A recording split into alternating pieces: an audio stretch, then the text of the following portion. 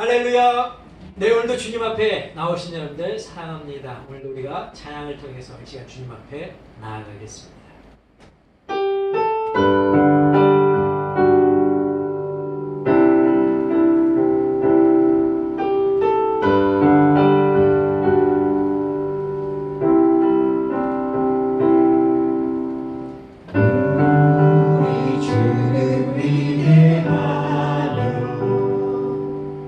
능력이 많으시도다. 그의 지혜에 무궁하며 인자는 영원하도다.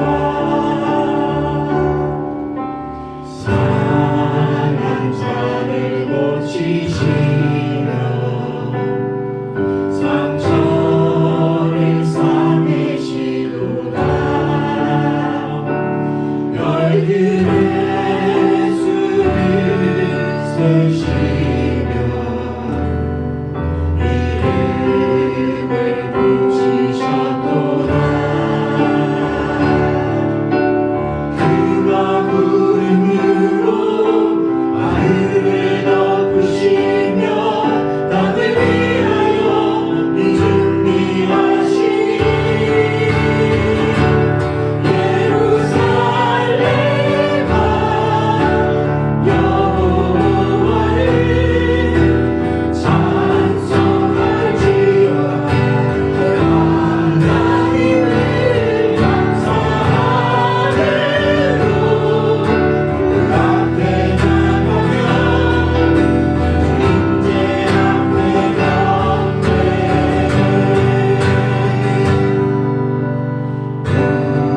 우리 주를 위대하며 능력이 많으시도다. 그의 지혜로 무궁하며 인자는 영원하도다. 상한 자를 고치시며 상처를 싸매시도다. 별들의 수를 세시며 이름을 붙이셨도다. 그가 구름으로 하늘을 덮으시며 땅을 위하여 비 준비하시니 예루살렘아 여호와를 찬송할지어다. 내 하나님을 감사하리로 그 앞에 나가며 인재 앞에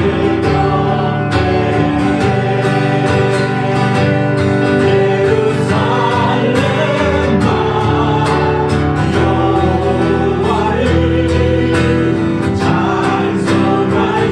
찬송할지어다. 내 하나님을 감사하리로 그 앞에 나가며 인재 앞에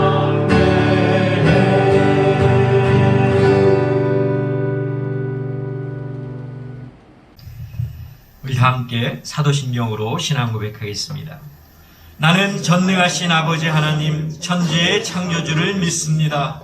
나는 그의 유일하신 아들 우리 주 예수 그리스도를 믿습니다. 그는 성령으로 잉태되어 동정녀 마리아에게서 나시고 본디오 빌라도에게 고난을 받아 십자가에 못 박혀 죽으시고 장사된 지 사흘 만에 죽은 자 가운데서 다시 살아나셨으며 하늘에 오르시어 전능하신 아버지 하나님 우편에 앉아 계시다가 거기로부터 살아있는 자와 죽은 자를 심판하러 오십니다. 나는 성령을 믿으며 거룩한 공교회와 성도의 교제와 죄를 용서받는 것과 몸의 부활과 영생을 믿습니다. 아멘.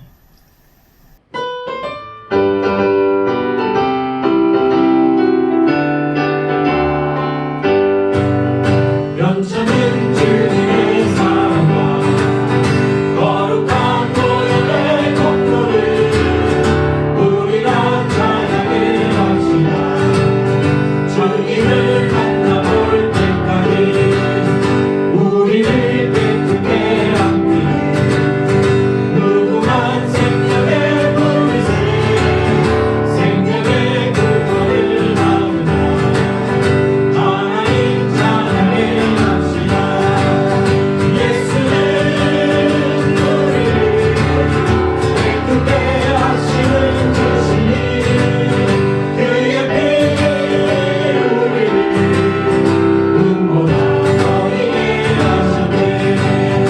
주님의 거룩한 보혈을 날마다 이루어 나트에 담대히 사루며 나가세 천국에 들어갈 때까지 십자가 나타니 붙잡고 날마다 이겨 나가세 너희의 결국한 세우서 주 앞에 찬양할 때까지 예수는 우리를 기쁘게 하시는 주시니 그의 피 우리를 눈보다 너희게 하셨네.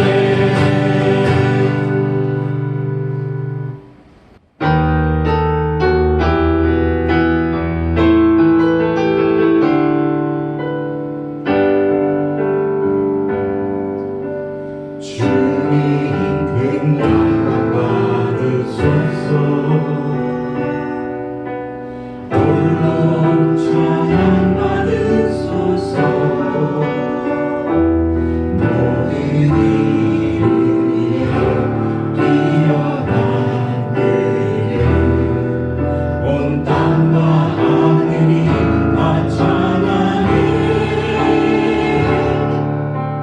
겸손하게 우리 무릎 꿇고 주 이름 앞에 영광 돌리세. 모두 절하세 독생자 예수 주님께 찬양 드리리. 모든 영광과 존귀와 능력 받으소서. 받으소서. 영광과 존귀와 능력 받으소서. 받으소서.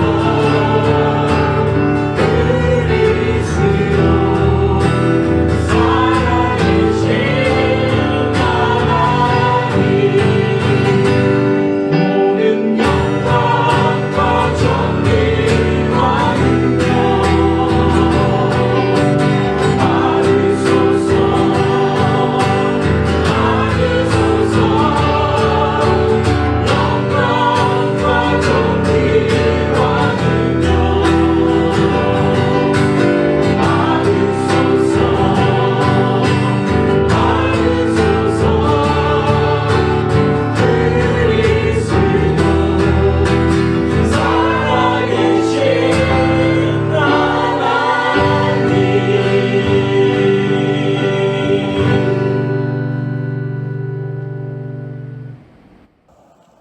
오늘 우리에게 주시는 하나님의 말씀은 구약에 있는 열왕기상 2장 1절에서 9절까지입니다.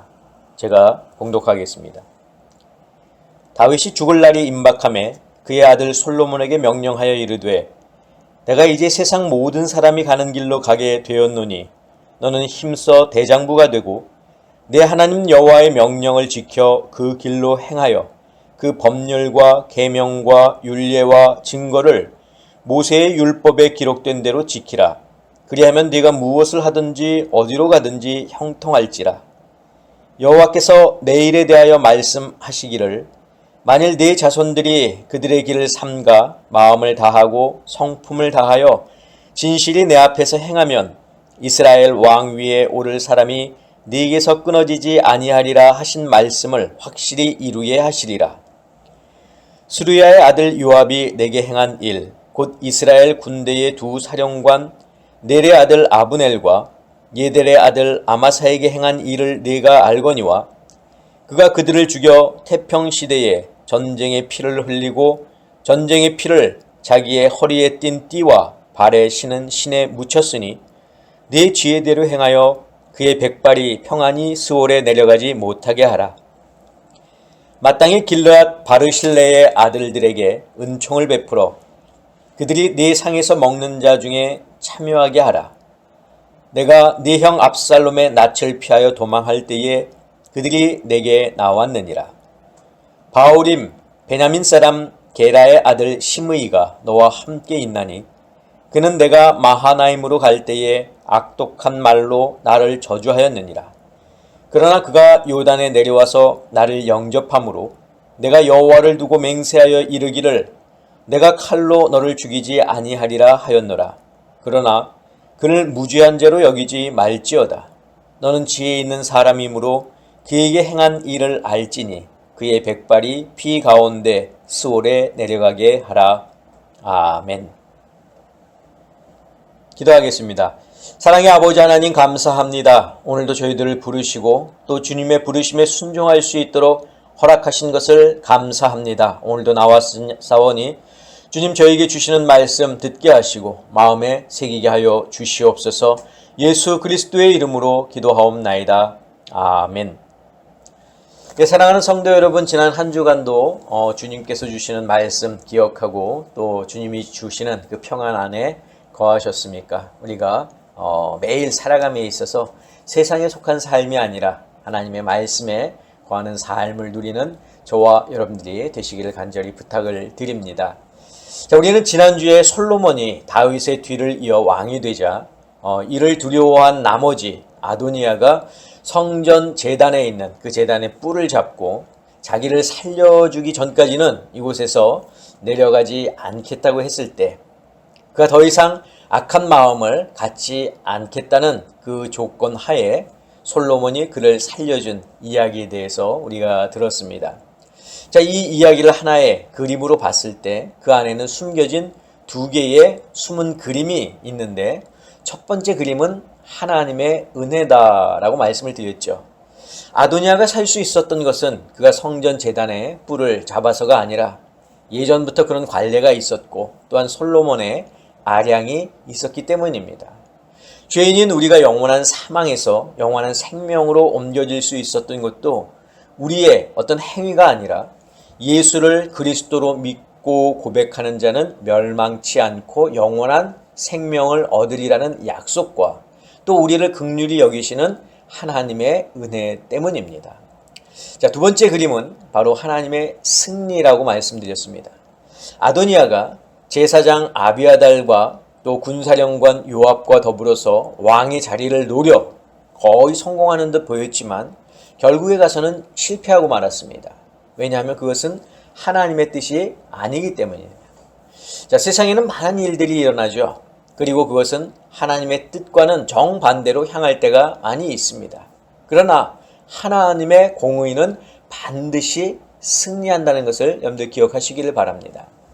지금은 세상에 악한 것이 승리하는 것 같고 말씀을 지키고 따르는 자들이 패배하는 것 같이 보이지만 마지막에 가서는 하나님이 승리하십니다. 그러므로 우리 성도들은 하나님이 우리에게 베푸신 은혜를 기억하고 만왕의 왕으로 이 땅에 다시 오실 예수 그리스도를 맞을 준비를 하며 살아가는 거룩한 성도가 되어야 한다라고 제가 지난주에 말씀을 드렸습니다. 자, 이제 오늘 본문으로 돌아오면 이제 죽을 날이 다가온 다윗은 그의 아들 솔로몬을 불러서 유언합니다. 이 유언은 솔로몬이 기혼해서 왕으로 기름 부음을 받은 후 꽤 시간이 지난 후에 있었는데 열왕기서에서는 기록하고 있지 않지만 역대기서를 보면 솔로몬이 즉위한 후 다윗의 건강이 회복돼서 성전 예배에 새로운 규례를 제정하고 또 제물을 봉헌하고 그리고 솔로몬의 왕위 계승을 공포하는 의식을 성대하게 행하는 그런 다윗의 활동하는 모습을 우리가 역대기서에서는 볼 수가 있습니다. 자, 우리가 나중에 자세히 보겠지만 이처럼 열왕기서하고 역대기서의 차이를 보이는 것은 두 책이 기록된 시기가 우선 다르고 또 이스라엘의 역사라고 하는 것을 보는 관점이 이 저자들마다 다르기 때문입니다. 열왕기서와 역대기서는 이스라엘의 역사를 기록한 책이다라는 면에서는 공통점이 있지만 차이점은 열왕기서가 북이스라엘과 남유다의 왕들을 모두 기록하고 있는 반면 역대기서는 남유다의 왕들만 기록하고 있습니다.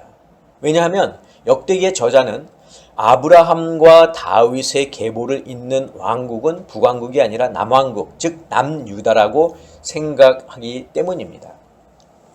자, 두 번째 차이는 기록한 내용을 어느 측면에서 바라보았느냐인데 열왕기서는 정치적인 또 군사적인 면에서 본 왕들의 치적을 다루고 있는 반면에 역대기서는 종교적인 면에서 본 유다의 왕들의 그 행실을 기록하고 있습니다.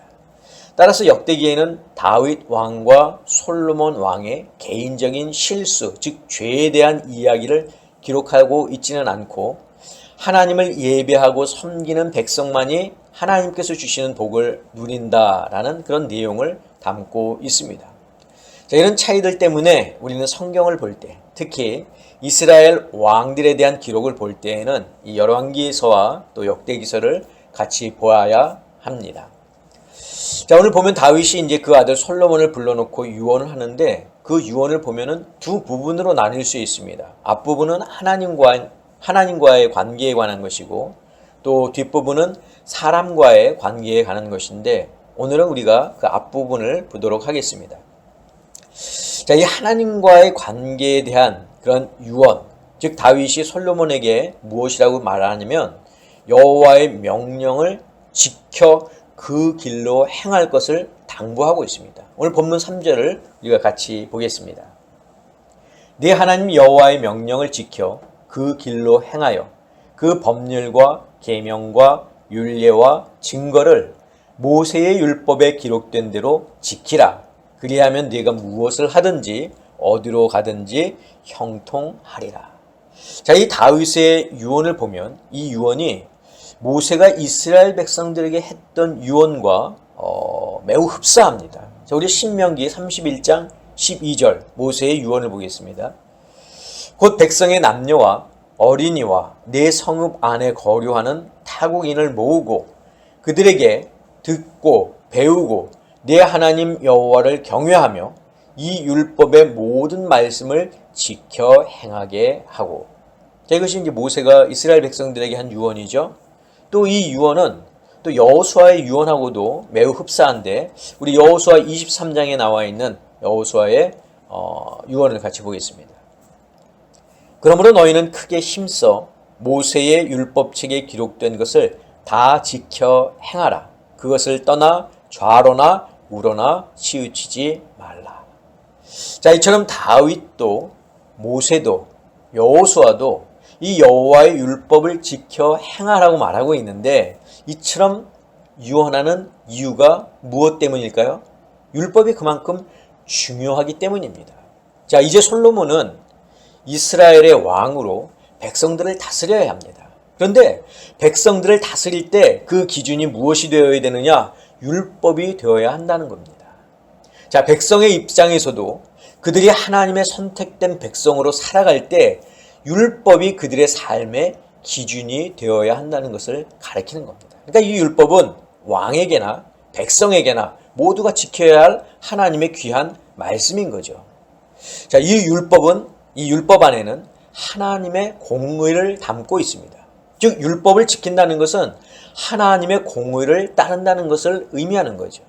그리고 율법을 지켜 행할 때 왕과 백성들은 모두 하나님이 만들어 놓으신 울타리 안에서 참 평안과 행복을 누리며 살게 됩니다.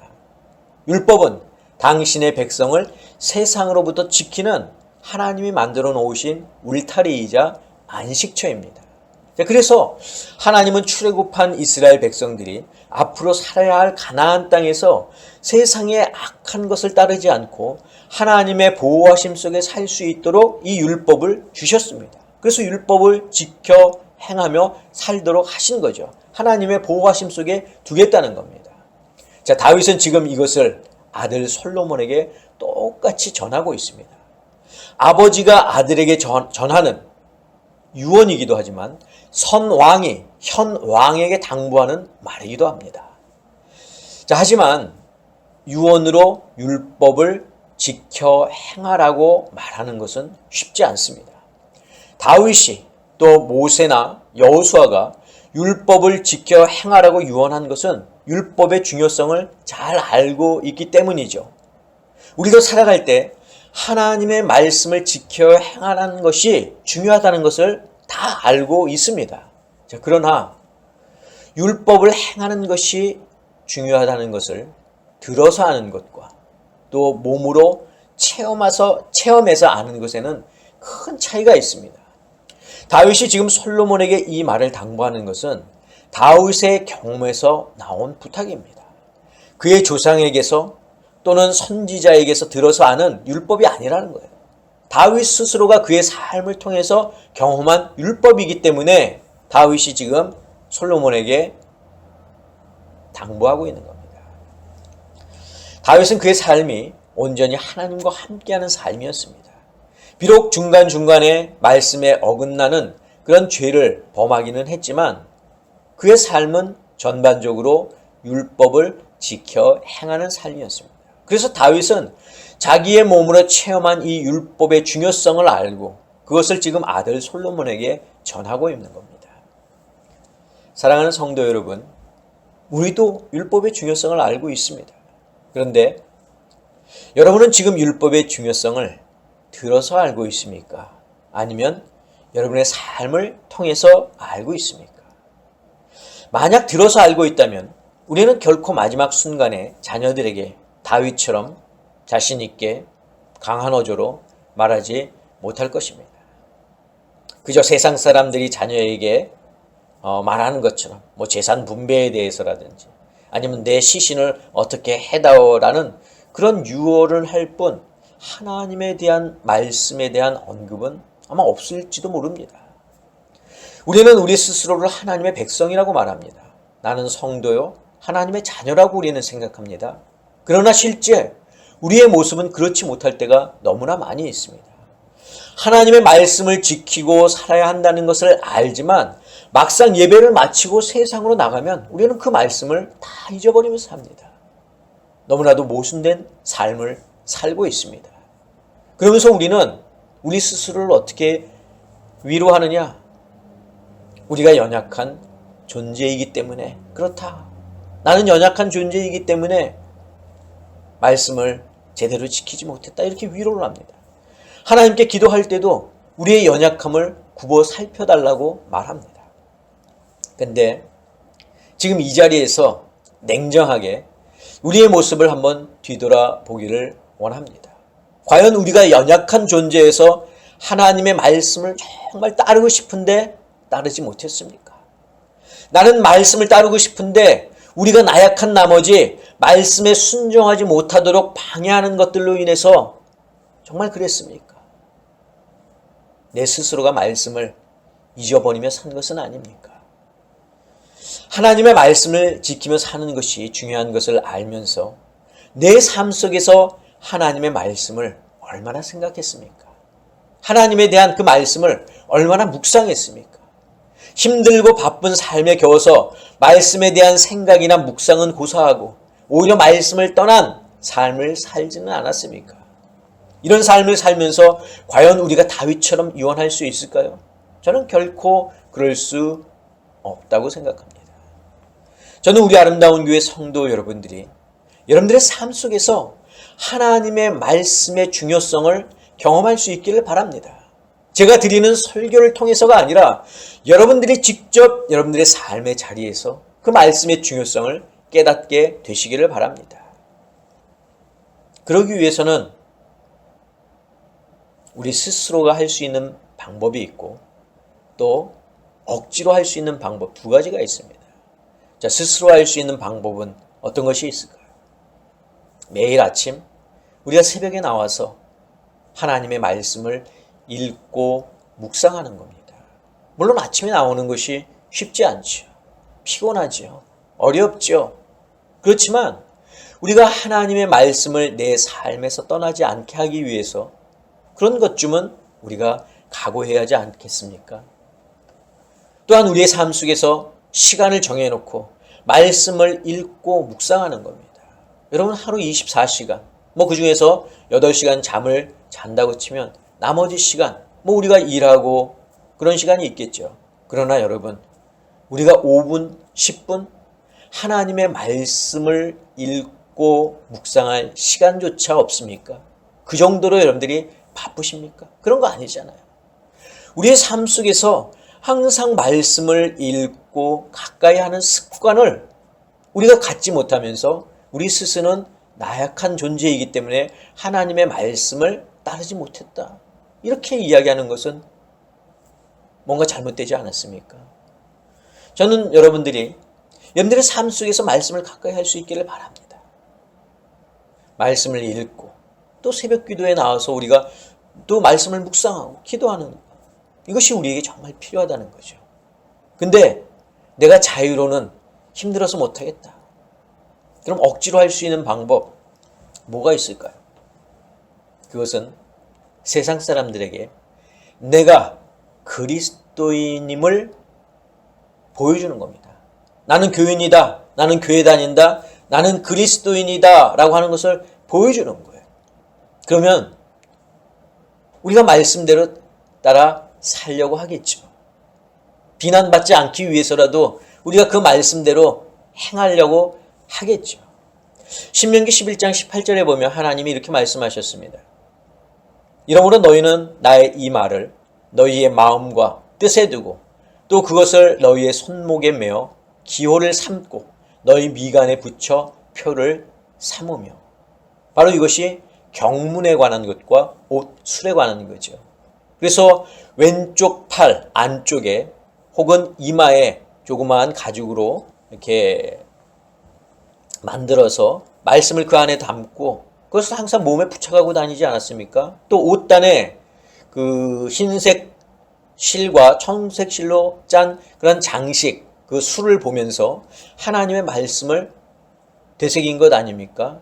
물론 이제 이것이 신약 시대에 와서는 남에게 보여주기 위한 자기의 의의를 드러내기 위한 것으로 변질되기는 했지만 이것이 무엇을 이야기합니까? 말씀을 내 안에 두라는 거죠. 말씀을 가까이 하라는 겁니다. 여러분 우리가 길에 이렇게 차를 운전하고 다니다 보면 차 뒤에 물고기 그런 문양 여러분들 보실 수 있을 겁니다. 그 다음에 또 영어로 HE 그 다음에 이렇게 기호하고 소문자 I 이런 거 볼 수 있죠. 이게 무엇을 이야기하죠? 나는 그리스도인이다 라고 하는 거예요. 하나님은 나보다 크시다, 위대하신 분이다 라고 하는 것을 상징하는 거죠. 또 일하는 또 일터나 가게 같은데 달력, 성구, 십자가 이렇게 거는 것도 여러분 내가 그리스도인임을 사람들에게 알리는 것 아닙니까? 이렇게 해서라도 우리가 우리 스스로를 하나님의 말씀 가까이 두자는 겁니다. 말씀을 가까이 두지 않는 자가 어떻게 하나님의 뜻대로 살 수 있겠습니까? 저는 다윗의 이런 삶의 경험에서 우러나오는 그런 말씀에 대한 중요성을 자기의 아들 솔로몬에게 전한 이 모습을 보면서 우리 성도들도 바로 이런 다윗과 같은 그런 모습을 보여야 하겠다 하는 것을 생각했습니다. 사랑하는 성도 여러분, 우리의 삶 속에서 하나님이 우리에게 주신 율법은 우리를 그 율법 안에 구속하려고 우리에게 주신 것이 아니라 우리가 그 안에 있을 때 그곳이 참 평안이요 그곳이 가장 안전한 하나님의 안식처임을 기억하면서 오늘도 우리가 말씀을 읽고 말씀을 묵상하고 말씀을 내 안에 들며 살아가는 저와 여러분들이 되시기를 주님의 이름으로 간절히 축원합니다. 기도하겠습니다. 사랑의 아버지 하나님, 감사합니다. 말씀이 중요한 것은 진작부터 알았지만 실제 우리의 삶 속에서는 그 말씀을 저희들이 지키며 살지 못했던 저희들의 모습을 보면서 오늘 반성하고 이 시간 회개합니다. 주님, 저희들의 죄를 용서하여 주시옵고 항상 우리의 삶이 말씀 안에 거하는 삶이 될 수 있도록 저희들을 도와 주시옵소서.